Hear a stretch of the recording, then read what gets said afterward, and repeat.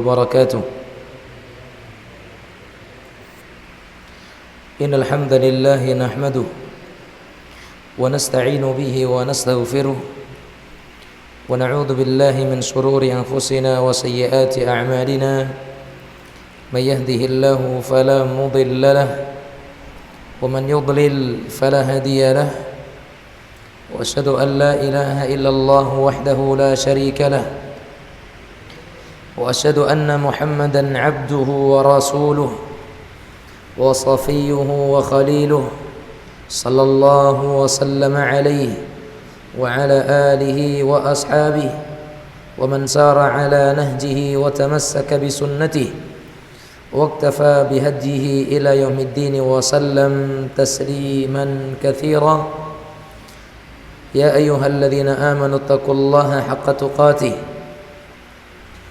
ولا تموتن إلا وأنتم مسلمون.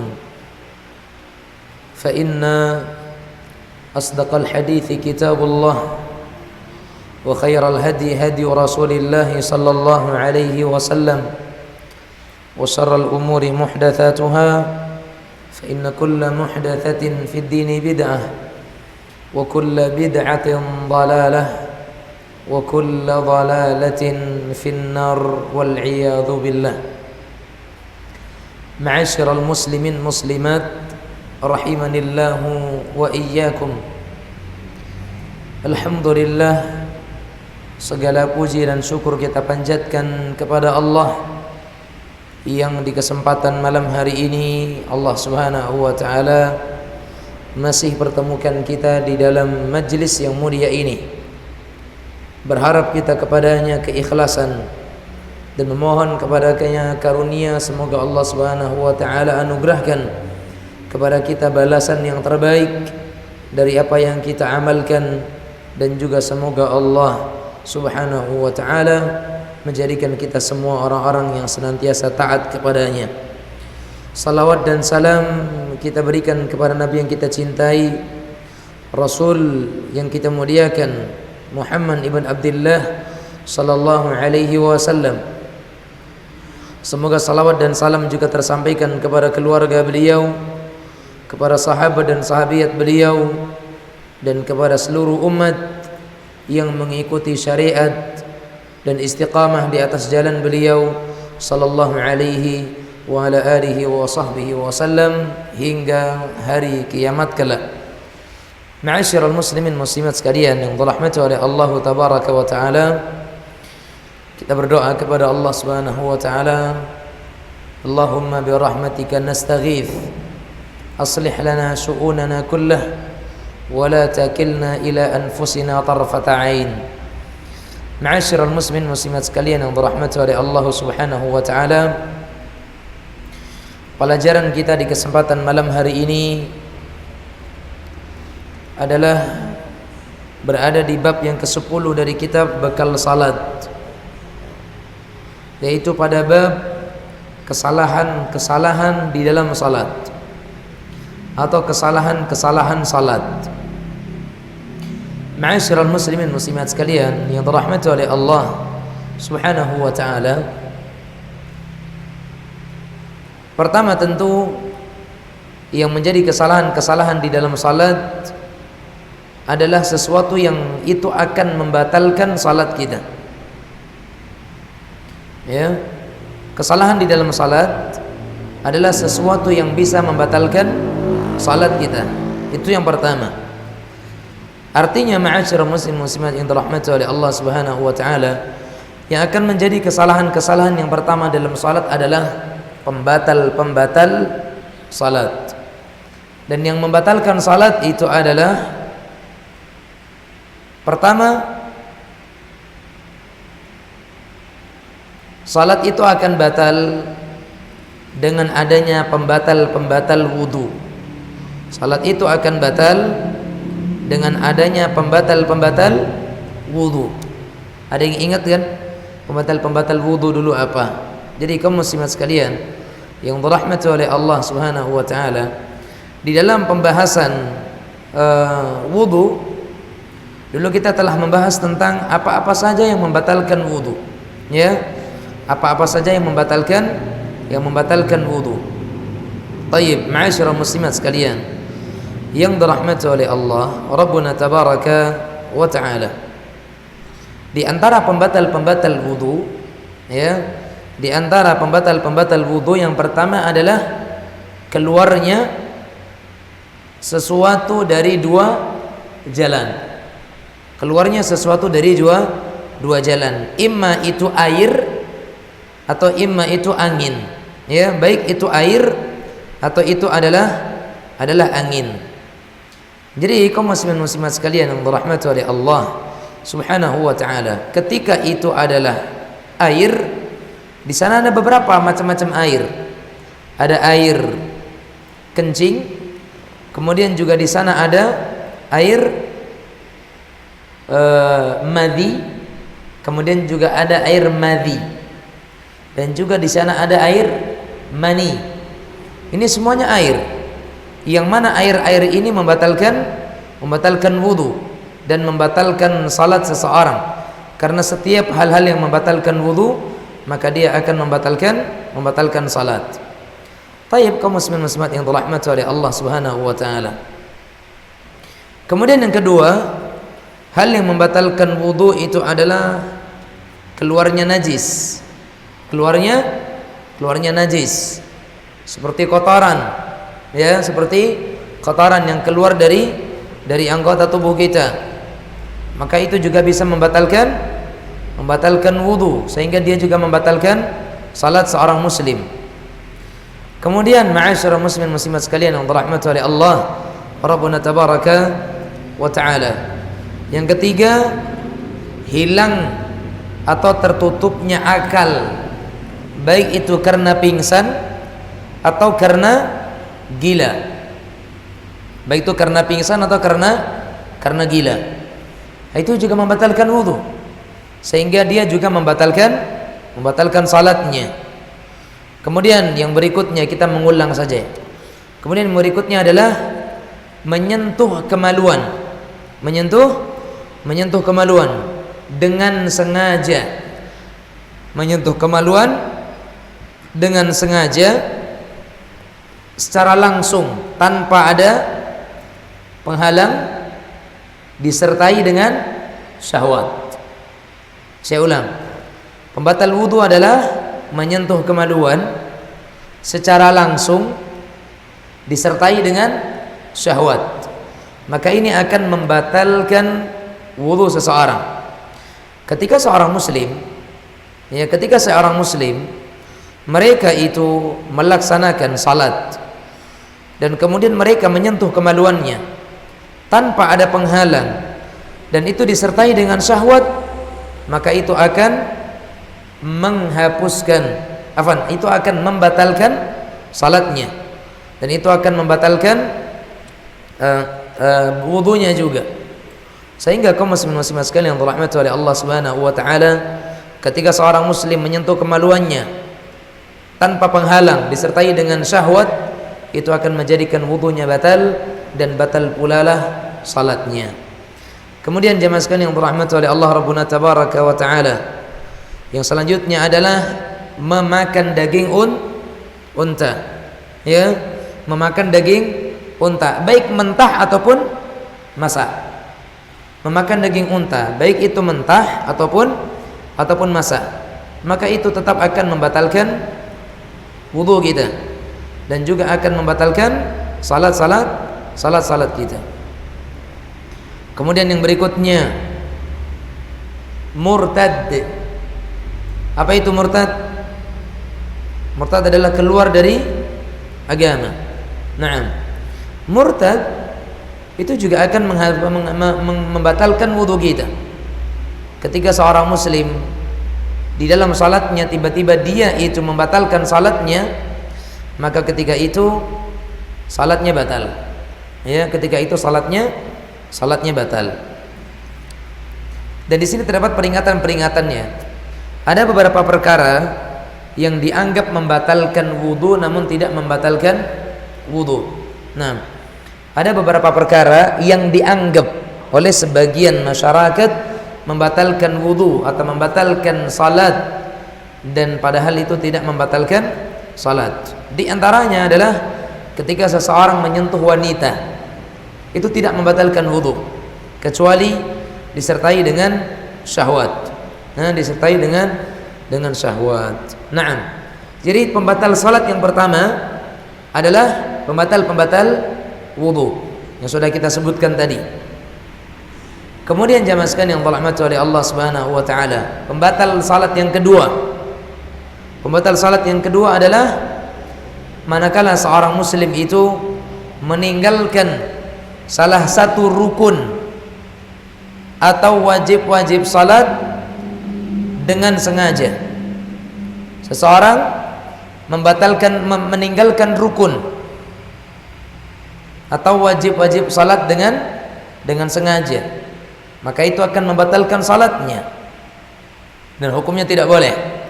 Seperti meninggalkan takbiratul ihram, meninggalkan ruku', meninggalkan sujud, sengaja tidak duduk di antara dua sujud, sengaja tidak membaca tasyahud di rakaat di tasyahud akhir. Naam. Ini adalah bagian daripada rukun-rukun salat.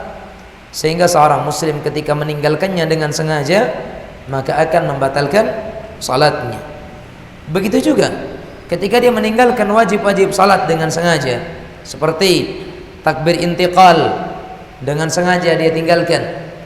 Kemudian seperti membaca tasbih ketika dalam sujud dan ruku', tidak membaca doa sujud, tidak membaca doa ruku' dengan sengaja, maka itu bisa membatalkan salatnya.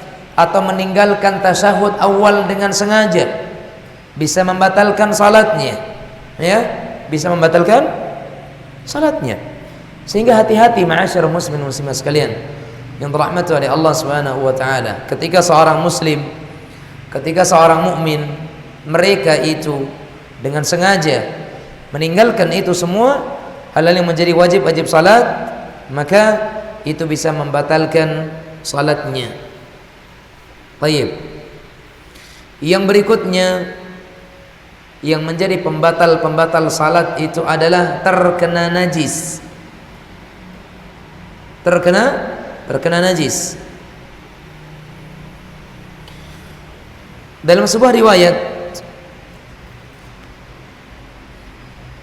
Nabi kita Muhammad sallallahu alaihi wasallam menyebutkan, "Fa idza aqbalatil haidatu fatruki salah, fa idza dhahaba qadruha faghsili 'anki ad-dama wa shalli."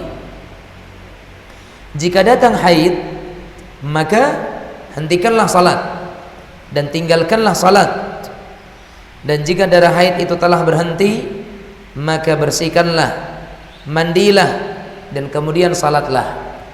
Berarti yang menjadi pembatal salat yang ketiga adalah ketika terkena najis. Dan di antara najis yang keluar dari badan seorang muslim adalah, atau seorang muslimah adalah darah haid. Darah haid. Manakala seorang wanita di tengah salatnya tiba-tiba keluar darah haid, maka ketika itu dia batal salatnya. Ya. Di saat itu maka salatnya akan batal.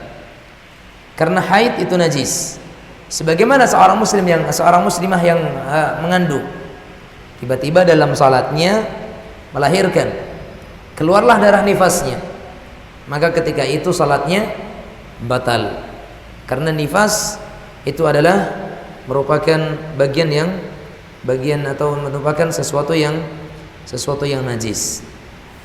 Sebagaimana juga dalam hadis Urwah, Nabi kita bahwasanya anna Aliyan ibn Abi Talib radhiyallahu anhu qala kuntu rajulan madza'a فكنت أستحي أن أسأل رسول الله صلى الله عليه وسلم لمكان ابنته فأمرت المقداد فسأله فقال رسول الله صلى الله عليه وسلم ليغسل ذكره وأنثييه.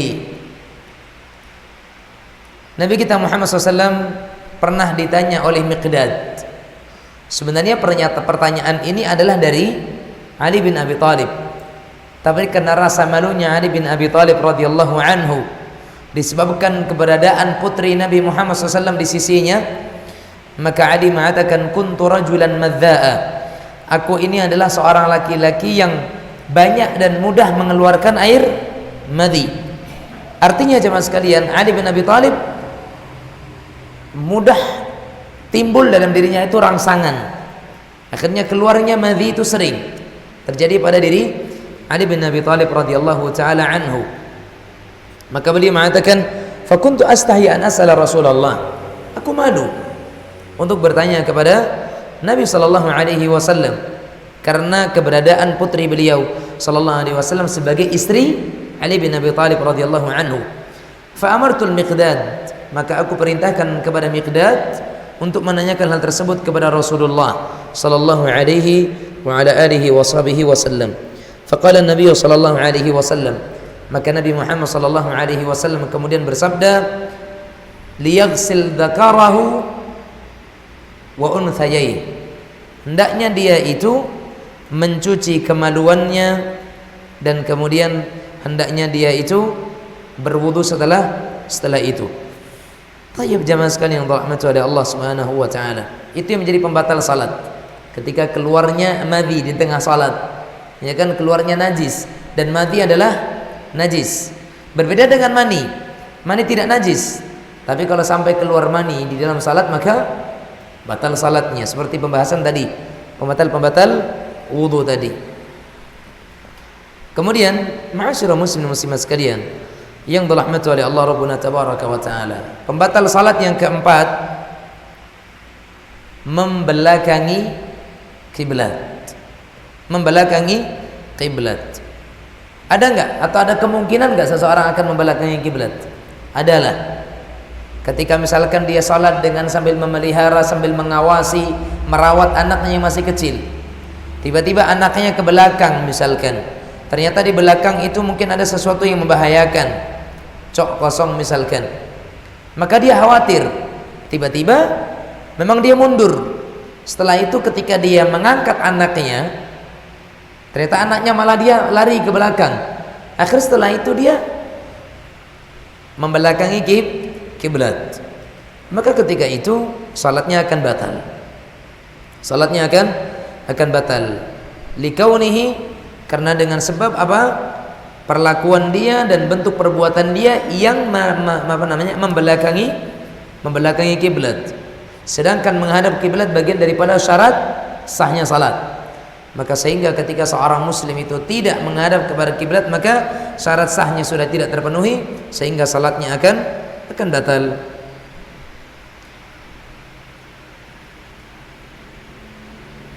Allah Subhanahu wa taala berfirman di dalam surah Al-Baqarah 144, "Fawalli wajhaka syatral Masjidil Haram." Dan palingkanlah mukamu itu ke arah Masjidil Haram. Aynama wa haitsu ma kuntum fawallu wujuhakum syatrah. Maka di mana saja engkau berada ketika salat, maka hadapkanlah mukamu itu ke arah Masjidil Haram. Mutlak dari Allah Subhanahu wa taala perintahnya. Sebagaimana sabda Nabi yang mulia alaihi salatu wasalam, "Idza qumta ila salati fa asbighil wudu'a thumma istaqbilil qiblah." Nabi mengatakan, jika engkau berdiri untuk melakukan salat, maka sempurnakanlah wudumu yang pertama, thumma istaqbilil qiblata fakabbir, kemudian menghadaplah engkau ke arah kiblat dan kemudian bertakbirlah. Ini pembatal salat yang keempat. Kemudian yang kelima, yang menjadi pembatal salat yang kelima adalah tersingkapnya sebagian besar aurat dan tidak segera menutupnya. Tersingkapnya sebagian besar. Dikatakan sebagian besar ya jemaah sekalian yang dirahmati oleh Allah Subhanahu wa taala. Jadi ketika hanya sedikit ada lubang kecil misalkan, ya, sebaiknya tetap ditutup. Ya, jangan dibiarkan. Tapi kalau seandainya dia tidak mengetahui dan itu hanya kecil sekali, maka ma'dzur dan ma'fu insyaallah, itu dimaafkan.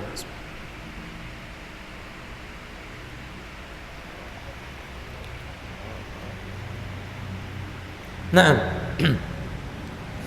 Kata Allah Subhanahu wa taala, "Ya bani Adam khudhu zinatakum 'inda kulli masjidin wa kulu washrabu wa la tusrifu innahu la yuhibbul musrifin." Allah menyatakan, wahai anak Adam, pakailah pakaianmu yang indah di setiap memasuki masjid. Ya, maka hendaknya kita itu ketika mau ke masjid, lihat-lihat dulu baju kita, Pak, ada yang bolong atau enggak, ada yang koyak atau tidak, ada yang sobek atau enggak. Kejadian, Pak, pernah saya salat di suatu masjid. Saya telat waktu itu ingin mengasih pengajian, dan saya berada di shaf kedua. Ada di shaf kedua, ya. Nah, jemaah sekalian dirahmati oleh Allah Subhanahu wa taala, di hadapan saya ketika itu ada bapak-bapak yang ternyata bagian belakang celananya itu karena saking tipisnya celana itu, ya, kemudian membuat lubang. Ya, mungkin lubangnya seperti tutup gelas lah, dan cukup besar itu, cukup besar. Ketika itu jemaah sekalian dirahmati oleh Allah Subhanahu wa taala, saya mendapati ada sajadah di samping saya. Maka ketika itu saya ambil, saya ke depan, kemudian saya pasangkan. Karena tidak boleh seseorang ketika melihat adanya aurat orang yang sedang salat dibiarkan. Karena waktu itu ada di samping saya sajadah. Kalau enggak ada cara. Kalau tidak enggak ada cara. Kecuali bisa jadi kita membatalkan karena adanya sebab. Ini adanya sebab. Wallahu a'lam. Baik. Jemaah sekalian yang dirahmati oleh Allah Subhanahu wa taala. Nah, ketika ada sesuatu bagian aurat yang terbuka dan itu sebagian besarnya, maka itu bisa membatalkan salat. Namun apabila kita segera menutupnya, maka tidak mengapa. Atau ketika sangat kecil, itu juga tidak, maka biidznillah. Naam. Disebutkan dalam riwayat Ibnu Abbas radhiyallahu taala anhu, "Kanatil mar'atu tatufu bil bait wa hiya 'uryanatun fataqulu man yu'iruni titwafan taj'aluhu 'ala farjiha wa taqulu al-yawma yabdu ba'dahu aw kulluhu fama bada minhu fala uhilluhu fanazalat hadhihi al-ayah khudhu zinatakum 'inda kulli masjidin." Dahulu sebelum datangnya ayat, wanita-wanita itu mereka datang ke Baitullah dalam keadaan telanjang, lalu mereka melakukan tawaf. Seraya dia berkata, "Siapa yang meminjamkan pakaian untukku?" Maka orang tersebut pun kemudian menjadikan di atas kemaluannya saja. Maka ia berkata, "Telah nampak sebagian atau bahkan seluruhnya. Maka apa yang nampak darinya tidaklah aku menghalalkannya."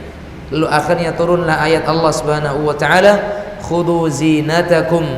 Ambillah perhiasan kalian di setiap memasuki masjid. Baik. Dari Aisyah radhiyallahu taala anha, ani Nabi sallallahu alaihi wasallam annahu qala, "La yaqbalu Allahu salata haidin illa bi khimarin." Tidak diterima salat seseorang yang wanita yang sudah haid kecuali dengan dia menutup kepala dan lehernya. Khimar itu adalah jilbab. Khimar itu adalah jilbab yang menutup leher dan menutup kepalanya. Baik. Berkata Imam Badruddin Al-Aini ketika menjelaskan hadis ini, wal muradu bil haidhi man balagat sinnal haidhi fa innaha la tuqbalu salatuha illa bisutrati wa la tasihhu wa la tuqbalu ma'an kishafil aurati. Dan yang dimaksud dengan wanita haid adalah wanita-wanita yang usianya sudah menginjak wanita baligh, sehingga tidak diterima salatnya dan tidak sah, serta tidak akan diterima salatnya kecuali dia dengan menutup auratnya, dan juga tidak akan diterima salatnya ketika auratnya itu terbuka. Baik. Kemudian pembatal salatnya yang berikutnya, yang keenam. Pembatal salat yang keenam adalah menambah satu rukun salat dengan sengaja. Menambah satu rukun salat dengan sengaja. Jelas-jelas sujud 2 kali. ditambah 3 kali, ditambah dengan 1 kali lagi menjadi 3 kali, maka hukum salatnya batal. Hukum salatnya telah batal karena dia menambah rukun salat. Karena dia menambah rukun salat, dan itu tidak boleh. Hukumnya bisa menjadi pembatal salat ketika itu disengaja untuk dilakukan, dan hukumnya membatalkan salat. Kemudian ma'asyiral muslimin muslimat yang dirahmati oleh Allah Rabbuna tabaraka wa taala, yang berikutnya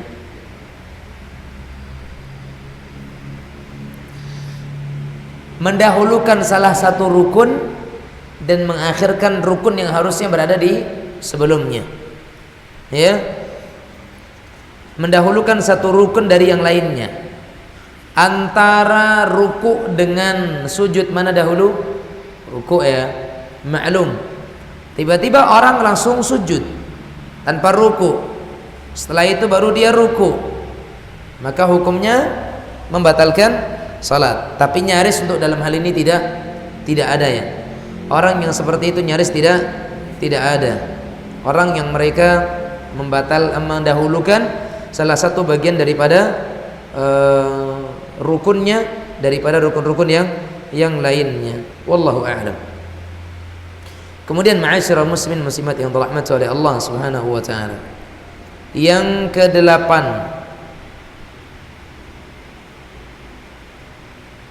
ya. Yang ke-6 tadi menambah satu rukun. Yang ke-7 adalah mendahulukan satu rukun dari rukun yang lainnya. Sekarang yang ke-8,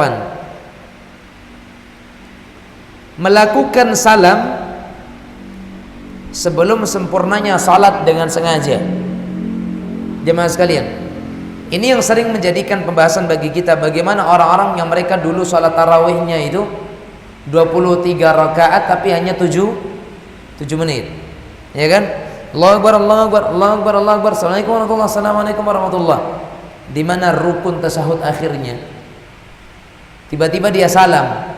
Sedangkan tasyahud akhir adalah rukun. Dan di antara rukun dalam tasyahud akhir adalah membaca salawat kepada Nabi yang mulia alaihi salatu wasallam, dan itu rukun. Sehingga seseorang dalam tasyahud akhir dia tidak membaca tasyahud, tidak membaca salawat, maka salatnya batal. Ketika seseorang tiba-tiba langsung salam dengan tidak membaca atau tidak mengerjakan rukun-rukun yang lainnya, atau sebelum salatnya itu sempurna, atau orang sengaja salam di rakaat ketiga dalam salat isya. Orang langsung sengaja salam di rakaat ketiga dalam salat isya. Ya nggak boleh. Karena isya sempurnanya berapa rakaat? 4 rakaat. Dia salam di rakaat ketiga, maka salatnya batal dengan sengaja ya. Nah, kemudian yang ke-10, yang ke-9,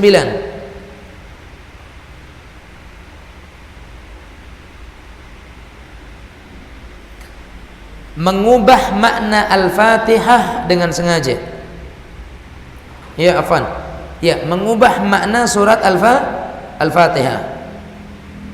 Merubah makna bacaan surat Al-Fatihah. Batal salatnya. Maka alhamdulillah di sini di setiap Kamis tahsin ya.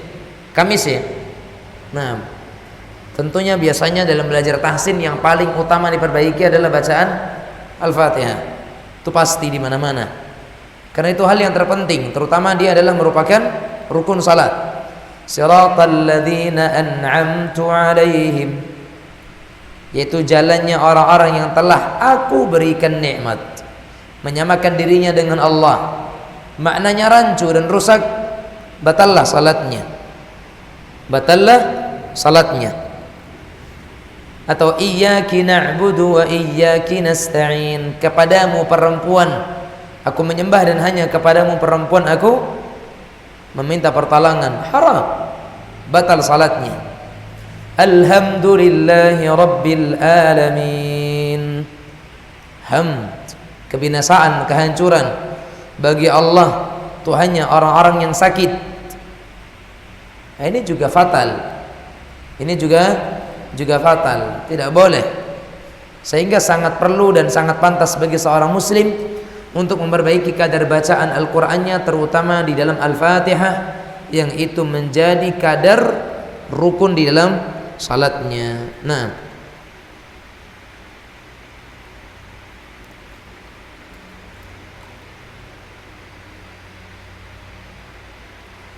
kemudian jemaah sekalian yang dirahmati oleh Allah Subhanahu wa taala, yang ke-10, salat bersandar tanpa ada udzur. Salat bersandar tanpa ada udzur. Adapun salat dengan bersandar karena dia sakit atau tidak kuat untuk berdiri lama, tapi dia tetap ingin berdiri dalam salatnya, maka boleh menyandar. Tapi kalau bersandar untuk tiba malih, malih salat, bersandar dalam salat, maka ini batal salatnya. Ini batal salatnya, terutama dalam salat fardu ya. Dimana jika seandainya sandaran tersebut diambil, ya, maka dia akan jatuh, ya, maka itu membatalkan salatnya. Jika itu dengan sengaja dia lakukan. Baik. Yang ke-11,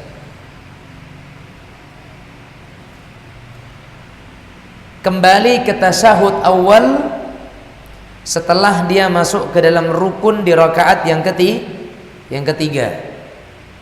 Kembali ke tasyahud awal setelah dia berdiri sempurna di rakaat ketiga. Contohnya Pak, saya lupa tasyahud awal, setelah rakaat kedua sujud Allahu Akbar, Allahu Akbar.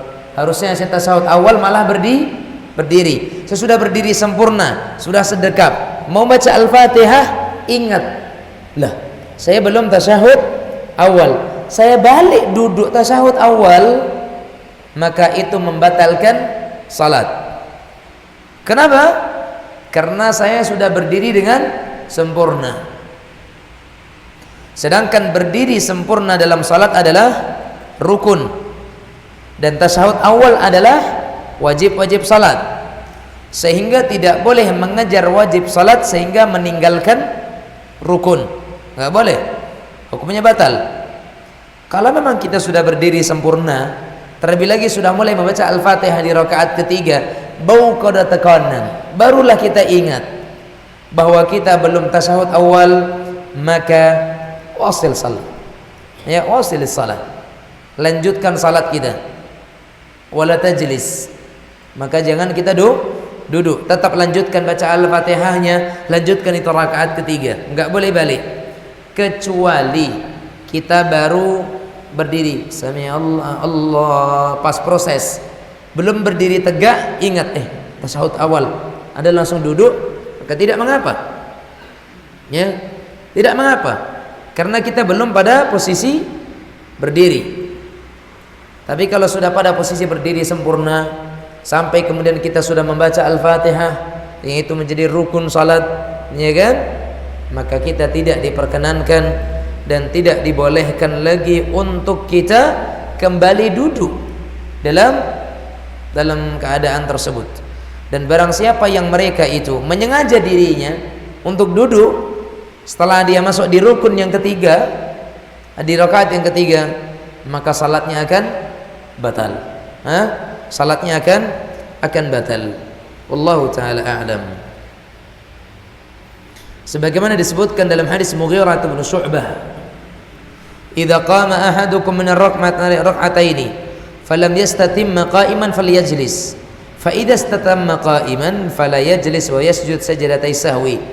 Apabila salah seorang di antara kalian bangkit dari rakaat kedua dan melupakan tasyahud awal, melakukan tasyahud awal, dan dia belum sempurna berdiri, maka kembali duduk kemudian tasyahud awal.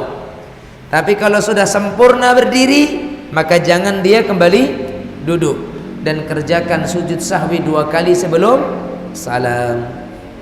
Ini dalam hadis Mughirah ibnu Syu'bah radhiyallahu taala anhu wa ardhah.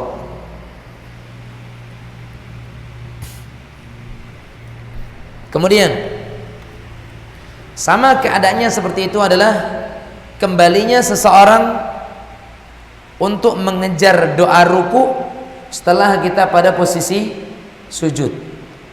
La sujud awak tekonang ruku tadi ulun baca doa. Balik ke ruku baca doa, enggak boleh. Itu membatalkan salat. Itu akan membatalkan salatnya. Nah,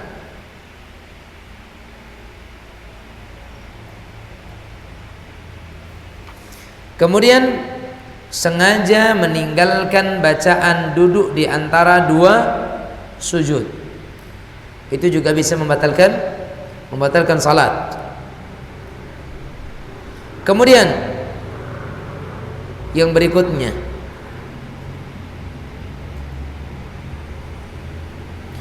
dengan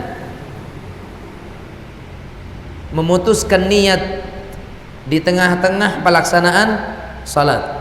Memutuskan niat di dalam pelaksanaan salat, di tengah-tengah gerakan salat, maka ini juga membatalkan membatalkan salat. Yang berikutnya, mengucapkan huruf K di dalam salam. Assalamualaikum warahmatullah, ya, atau assalamu alayka ayyuhan nabiyyu, mengganti assalamu alayka, dan K itu dimaksudkan untuk selain Rasulullah. Mengucapkan huruf K dalam kata ganti assalamu alayka, dan kemudian itu diniatkan untuk selain Rasulullah sallallahu alaihi wasallam. Atau pada kata iyyaka na'budu diniatkan untuk selain Allah, maka itu bisa membatalkan salat kita. Karena salawat untuk Rasul dan juga ibadah hanya untuk Allah Subhanahu wa taala, maka tidak boleh mengganti makna K dalam kata-kata iyyaka kecuali untuk Allah, dan tidak ada mengganti pada kata-kata assalamu alayka ayyuhan nabiyyu dimaksudkan untuk selain Rasulullah sallallahu alaihi wasallam. Wallahu a'lam bishawab. Kita adzan terlebih dahulu. Hadza wa sallallahu wasallam ala nabiyina Muhammad wa ala alihi washabihi wasallam.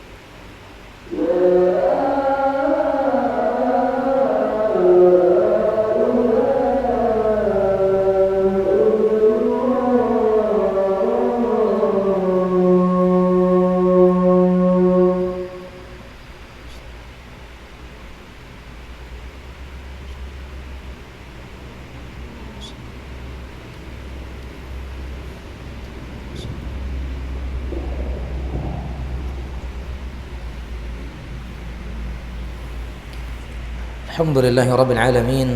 Wa sallallahu wa sallam ala nabiyyina Muhammad wa ala alihi wa sahbihi wa man tabi'ahum bi ihsanin ila yaumiddin wa sallam tasliman katsira, amma ba'du. Jamaah sekalian yang dirahmati oleh Allah Subhanahu wa ta'ala.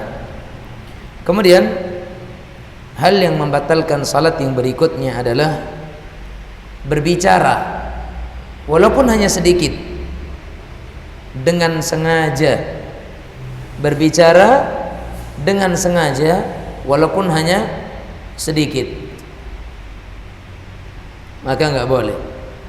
Sebagaimana dalam hadis ketika ada orang yang bersin kemudian dia mengucapkan alhamdulillah, kemudian yang satu mengatakan yarhamukallah. Selesai salat Nabi mengatakan innama salatu, sesungguhnya salat itu isinya adalah takbir, tasbih, tahmid, tidak ada yang lain, kan seperti itu.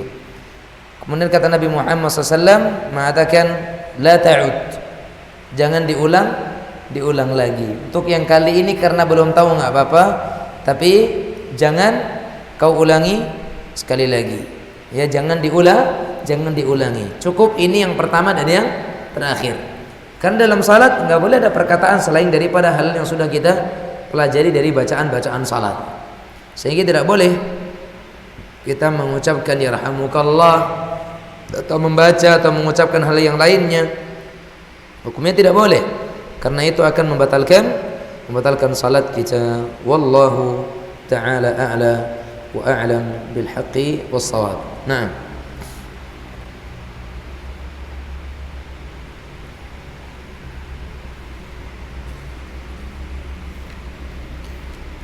Kemudian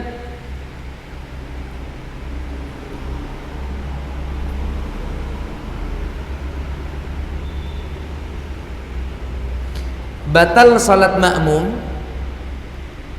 ketika dia melakukan takbiratul ihram sebelum takbiratul ihramnya imam.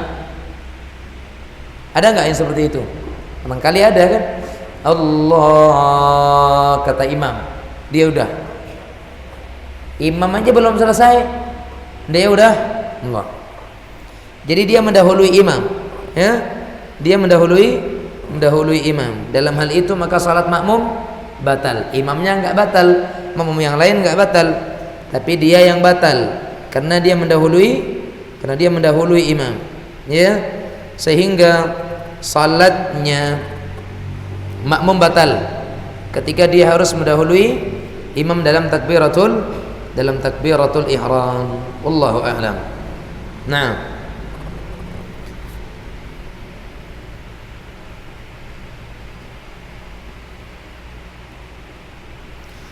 batal salat makmum ketika dia sengaja mengakhirkan gerakan setelah imam bergerak, ya. Kata imam sami'allahu liman hamidah Rabbana walakal hamdu, Allah, baru dia berdiri. Padahal imam sudah Allahu Akbar untuk sujud, baru dia berdiri. Sengaja memperlambat gerakan setelah imam itu bergerak, maka itu bisa membatalkan salat. Nah, kemudian jamaah sekalian yang dirahmati oleh Allah Rabbuna tabaraka wa ta'ala,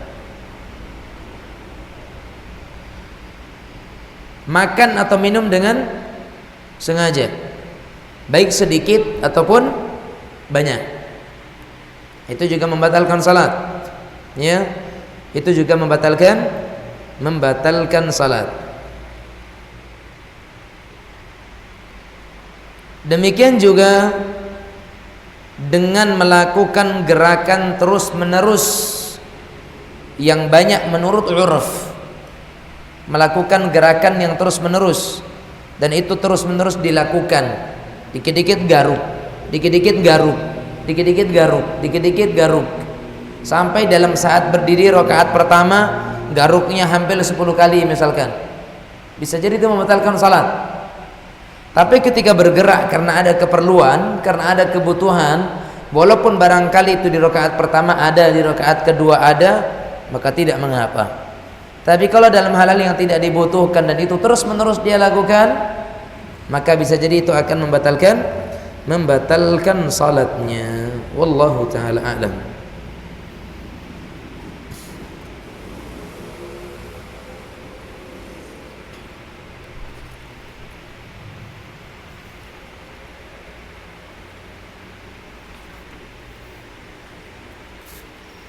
Baik.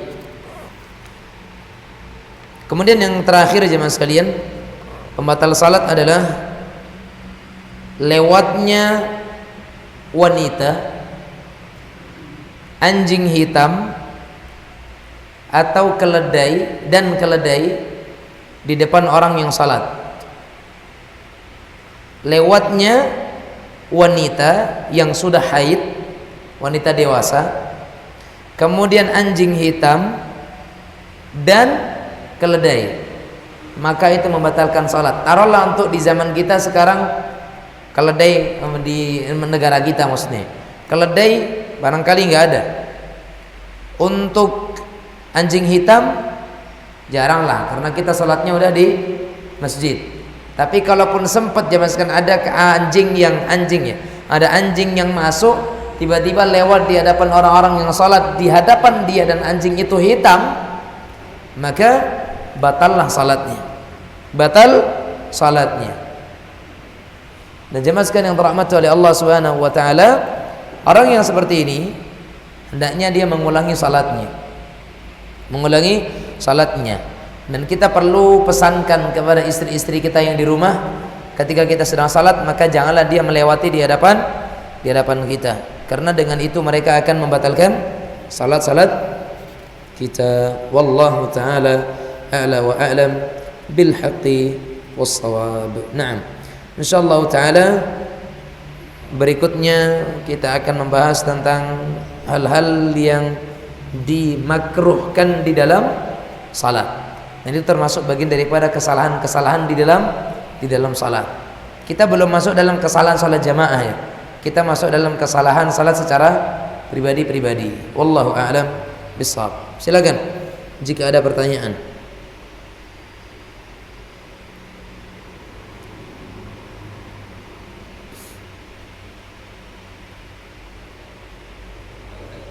Fadhal.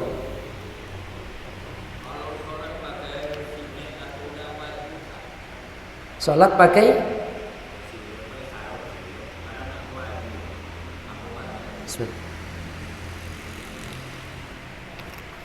batal salatnya tidak, karena singlet menutup aurat.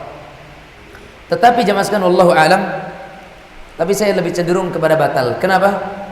Karena dia sengaja membuka pundaknya. Sedangkan dalam hadis menyebutkan bahwasanya tidak boleh seseorang itu dalam salatnya membuka bahunya, membuka bahunya, kecuali orang dalam keadaan memang dibutuhkan untuk itu. Misalkan di sini ada luka parah yang tidak boleh ditutup dan sebagainya, maka itu beda hal.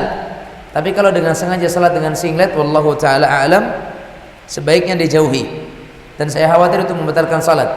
Ya, dikhawatirkan membatalkan salat, karena itu akan membatalkan salatnya dengan dia membuka dua pundaknya. Karena kalau singlet bukan hanya satu pundak, yang terbuka adalah dua pundaknya, dua bahunya terbuka, kanan kiri terbuka. Dan gak ada kan singlet yang terbukanya di sebelah kiri aja, kanannya ada, gak pernah ketemu. Kalau singlet semuanya kanan kiri terbuka bahunya, maka dikhawatirkan itu akan membatalkan salatnya. Wallahu taala a'lam bishawab. Naam. Ada yang lain? Sebelum kepada pertanyaan di pemirsa.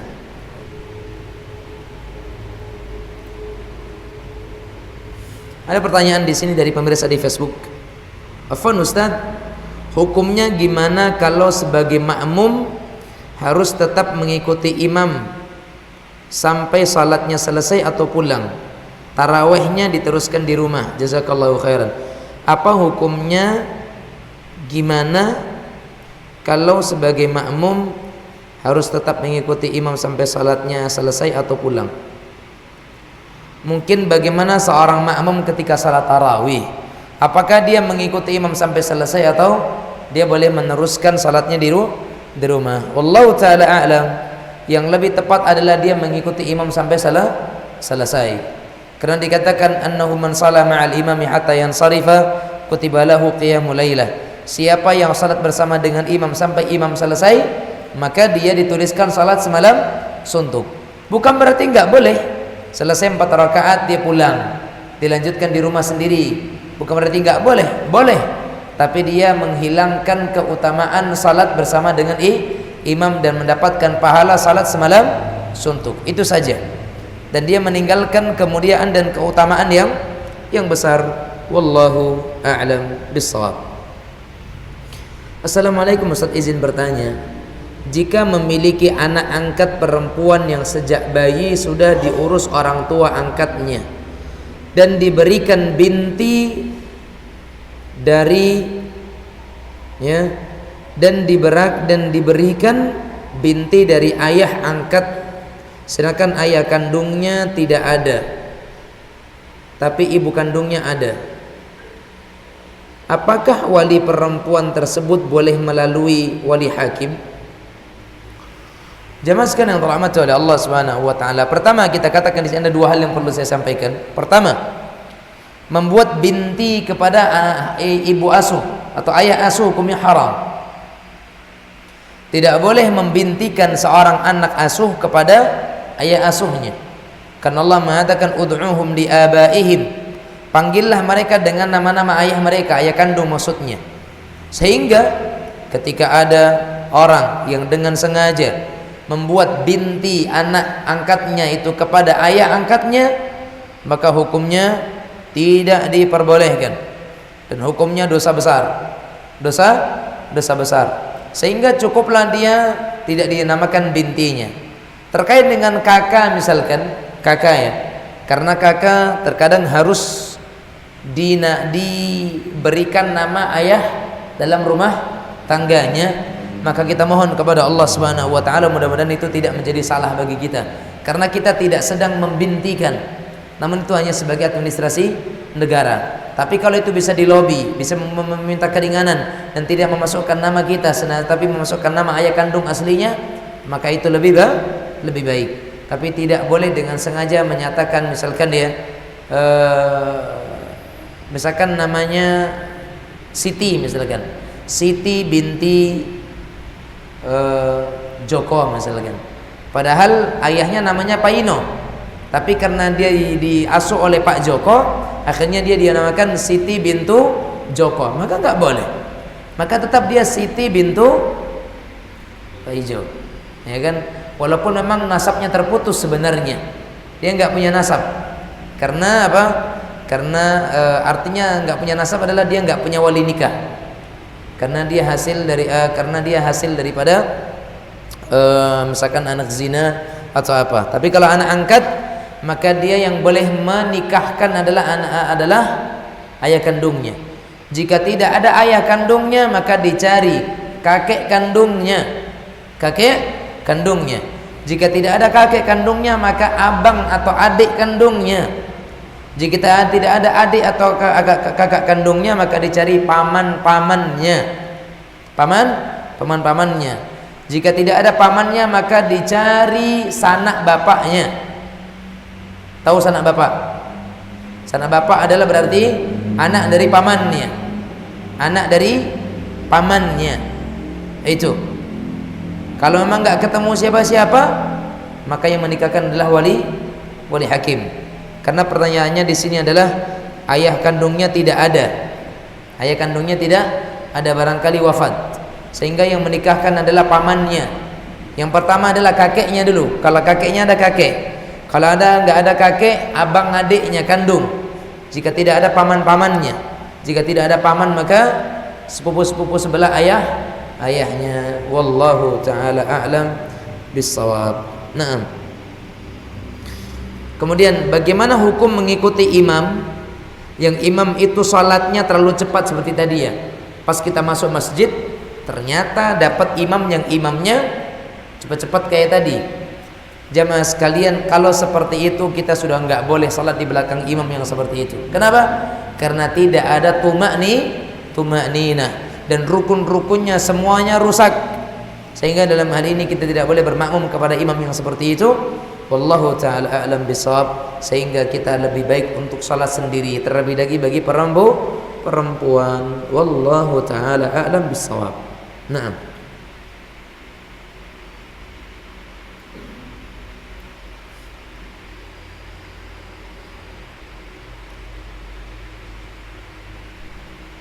Ada yang lain?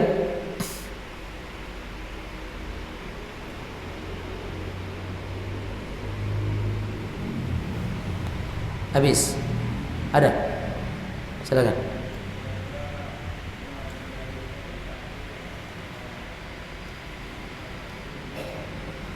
Jamaah sekalian rahimanillah wa iyyakum.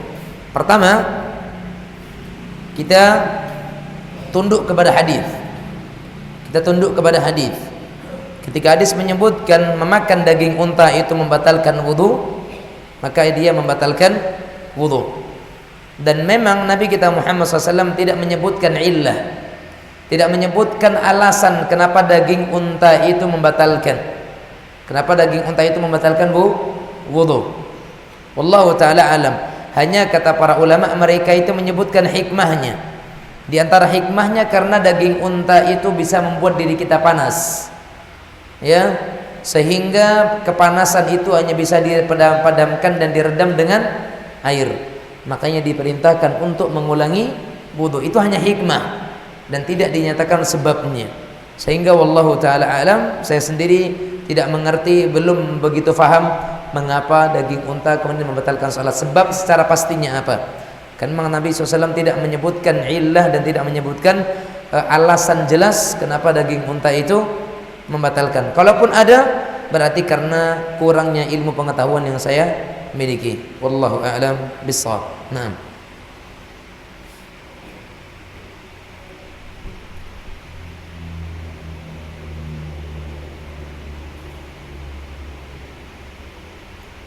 Ada yang lain?